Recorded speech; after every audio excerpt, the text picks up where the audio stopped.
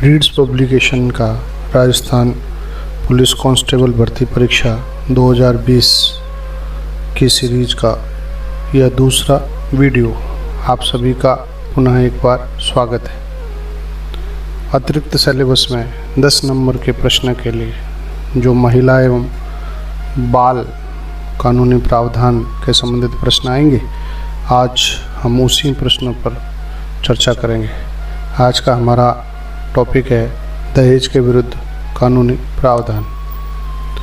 दहेज के विरुद्ध जो कानूनी प्रावधान है उसमें जिस पर प्रश्न बन सकता है वो सबसे बड़ा वो है भारतीय दंड संहिता, जिसको हम IPC कहते हैं अंग्रेजी में, 1973 में जो लागू हुई थी। उसमें दहेज के विरुद्ध कानूनी प्रावधान धारा 498A यानी 498A में दिया गया है। इस धारा के तहत प्रावधान है, पति और उसके रिश्तेदार यदि संपत्ति अथवा कीमती वस्तुओं के लिए अवैधानिक मांग के मामले से संबंधित शिकायत पर केस दर्ज होता है और इसके लिए 3 साल की कैद और जुर्माना हो सकता है। ये 498A धारा है। इसी भारतीय दंड संहिता की दूसरी धारा है धारा 406। आपने देखा होगा, इसमें लड़की के पति और ससुराल वाले यदि लड़की के स्त्री धन को उसे सौंपने से मना करते हैं तो यह धारा लागू होती है, धारा 406। इसमें भी 3 साल की कैद और जुर्माना हो सकता है। अब हम बात करते हैं IPC की धारा 304B। यह भी इंडियन पेनल कोड यानी भारतीय दंड संहिता की धारा है और इसमें यदि किसी लड़की के विवाह के 7 साल के भीतर असामान्य परिस्थितियों में मौत हो जाती है और यह साबित हो जाए कि मौत से पहले उसे दहेज के लिए प्रताड़ित किया जाता था, तो यह धारा लगेगी और इसके तहत लड़की के पति और रिश्तेदारों को जो उसको दहेज के लिए प्रताड़ित करते थे और उसके लिए दोषी पाए गए हैं, उनको 7 वर्ष से लेकर आजीवन कारावास की सज़ा हो सकती है। अब हम चलते हैं आज का हमारा विशेष अधिनियम, जिसको हम कहते हैं दहेज निषेध अधिनियम, क्योंकि दहेज के विरुद्ध कानूनी प्रावधान में यह भी बहुत बड़ा एक अलग से कानून है जो 1961 में पास हुआ, जिसको बाद में 1984 और 1986 में संशोधित किया गया। यह अधिनियम 20 मई 1961 से लागू है। प्रश्न बन सकता है कि 1900 दहेज निषेध अधिनियम कब से लागू हुआ, तो उत्तर आएगा 20 मई 1961। इस अधिनियम में अपराधों की जांच ठीक प्रकार से करने के लिए इसे गैर जमानती अपराध बना दिया गया है। गैर जमानती अपराध बनाया गया है। दहेज निषेध अधिनियम में अपराध है गैर जमानती, ऐसा प्रश्न भी बन सकता है। अब इसकी धारा देखें हम, तो इसकी जो पहली धारा है उसमें इसका संक्षिप्त नाम, विस्तार और प्रारंभ दिया गया है। इस अधिनियम का संक्षिप्त नाम दहेज प्रतिषेध अधिनियम 1961 है। धारा 2 में दहेज की परिभाषा दी गई है। अगर दहेज की परिभाषा देखें तो कोई ऐसी संपत्ति या मूल्यवान प्रतिभूति अभिप्रेरित है जो विवाह के समय, विवाह के पश्चात अथवा विवाह के पूर्व, यानी विवाह के पूर्व, विवाह के समय और विवाह के पश्चात तीनों स्थितियों में से कभी भी विवाह के एक पक्षकार द्वारा विवाह के दूसरे पक्षकार को या विवाह के किसी भी पक्षकार के माता पिता द्वारा या किसी अन्य व्यक्ति द्वारा विवाह के किसी भी पक्षकार को या किसी अन्य व्यक्ति को उक्त पक्षकारों के विवाह के संबंध में या तो प्रत्यक्षतः या अप्रत्यक्षतः दी गई है या दी जाने के लिए करार की है। अर्थात यानी ऐसी कोई भी संपत्ति या मूल्यवान प्रतिभूति जो विवाह के समय, विवाह के पश्चात या विवाह के पूर्व विवाह के एक पक्षकार यानी वर पक्ष द्वारा, दूसरे पक्षकार यानी वधू पक्ष द्वारा, या वधू पक्ष द्वारा वर पक्ष के लिए या वर पक्ष द्वारा वधू पक्ष के लिए, यानी एक पक्षकार द्वारा दूसरे पक्षकार को, या विवाह के किसी भी पक्षकार के माता पिता द्वारा, यानी वर के माता पिता द्वारा अथवा वधू के माता पिता द्वारा, किसी अन्य व्यक्ति द्वारा विवाह के किसी भी पक्षकार को या किसी अन्य व्यक्ति को उक्त पक्षकारों के विवाह के संबंध में या तो प्रत्यक्षतः या अप्रत्यक्षतः अगर दी जाती है तो वह जो है दहेज की परिभाषा में आएगी।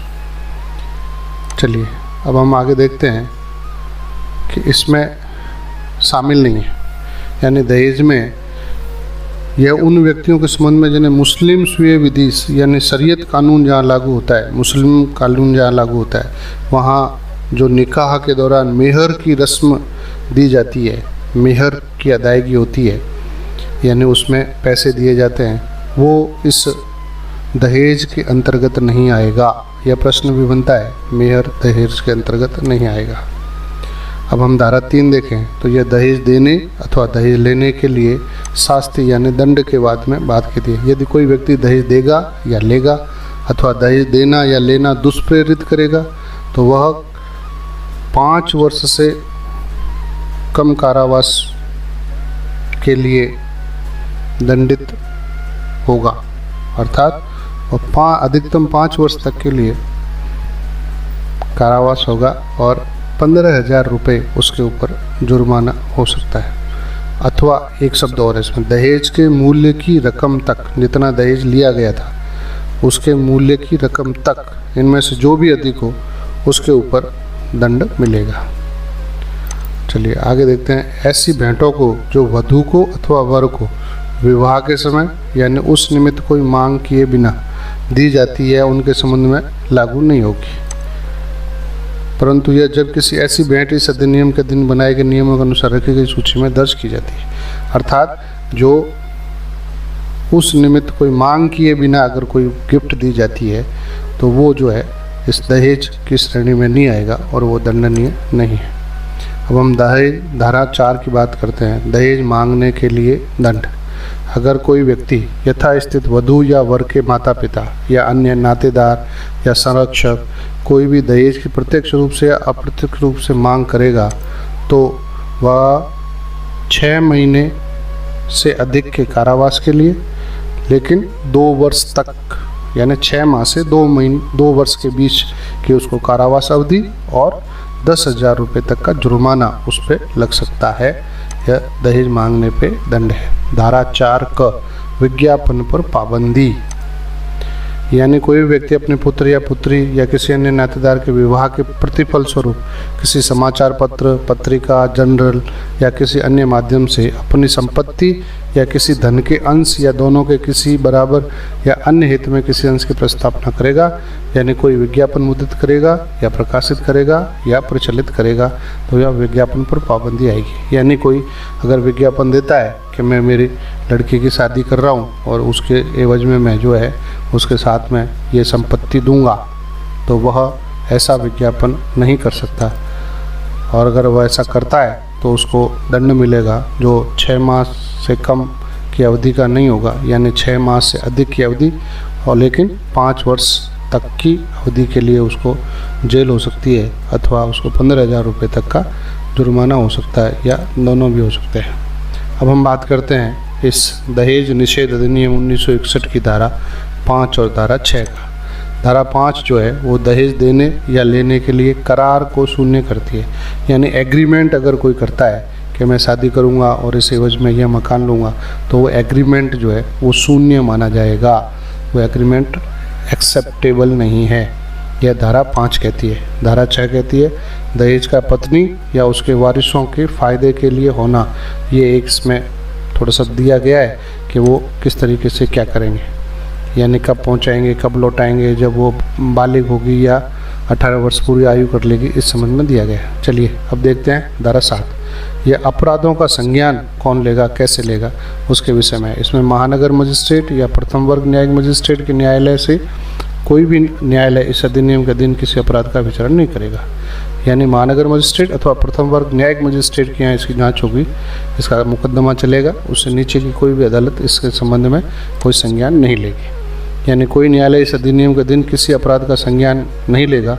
कब? जब अपनी जानकारी पर या ऐसे अपराध को गठित करने वाले तथ्यों की पुलिस रिपोर्ट पर, अगर कोई पुलिस FIR होती है तो लेगा, अथवा अपराध से व्यथित व्यक्ति या ऐसे व्यक्तियों के माता पिता या अन्य नातेदार द्वारा अथवा किसी मान्य प्राप्त तो कल्याण संस्था यानी एनजीओ जिसको हम कहते हैं, उसके संगठन द्वारा किए गए परिवाद यानी केस पर इसकी सुनवाई करेगा।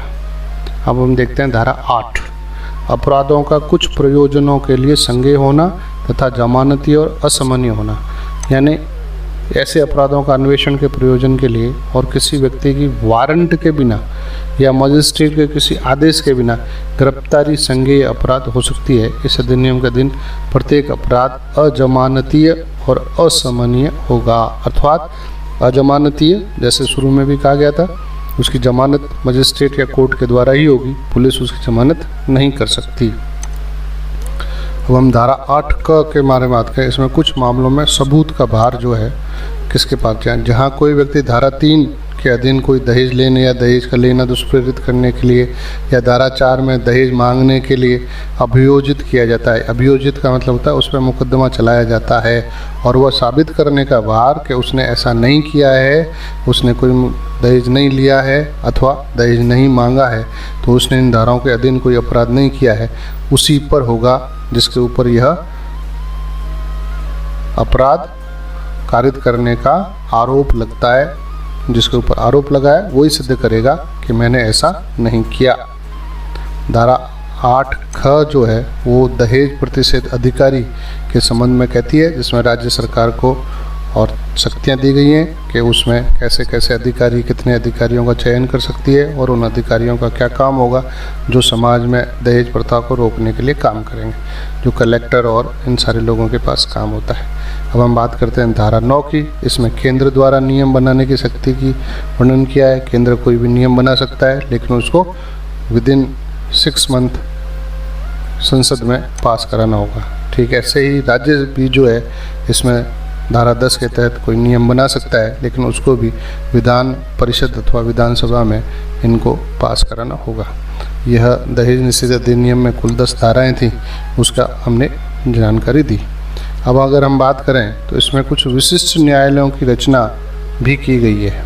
इस अधिनियम के तहत नहीं है, यह राजस्थान सरकार द्वारा दहेज प्रकरणों को जल्दी सुनवाई कर निर्णय करने तो विशिष्ट न्यायालयों का गठन 2013 में किया गया है। कहाँ किया गया है? अजमेर, भरतपुर, जोधपुर, उदयपुर और बीकानेर। अगर हम बात करें तो दहेज के विरुद्ध कानूनी प्रावधानों की, तो उसमें एक और कानून आता है, वो है protection of women from domestic violence act, जिसको हम घरेलू हिंसा से संरक्षण अधिनियम 2005 भी कहा जाता है, क्योंकि यह वर्ष 2005 में लागू किया गया था। घरेलू हिंसा जैसे हमने शुरू में बात की थी, मानसिक हिंसा, शारीरिक हिंसा, ऐसे ही घरेलू हिंसा जो होती है उस हिंसा के विरुद्ध यह पूरा कानून है। लेकिन इसमें भी जो है दहेज के विरुद्ध कानूनी प्रावधानों को जोड़ा गया है और इसमें इस अधिनियम में महिलाओं को घरेलू हिंसा के विरुद्ध दीवानी न्याय उपलब्ध कराने का प्रावधान भी किया गया है। साथ ही न्यायालय पीड़ित महिला को न्यायिक सुरक्षा प्रदान करने का अधिकार रखता है इस protection of women from domestic violence के तहत, और वहीं दोषी पक्षकार पर अर्थदंड भी लगा सकता है। चलिए, आज का यह टॉपिक यहीं पूरा। आज हमने 2-3 जो महत्वपूर्ण बिंदुओं की बात की। मुझे उम्मीद है कि इस परीक्षा में कम से कम 1 या 2 प्रश्न आपके इसमें से अवश्य बनेंगे, इसलिए इसको ध्यान से देखें। और यह जो मैंने अभी आपको बताया है, यदि इस संबंध में और विस्तृत नोट्स प्राप्त करना चाहते हैं तो हमारी वेबसाइट के नीचे दिए गए लिंक पर जाकर आप डाउनलोड कर सकते हैं। हमारी वेबसाइट है www.readspub.com। धन्यवाद, फिर मिलेंगे अगले वीडियो के साथ।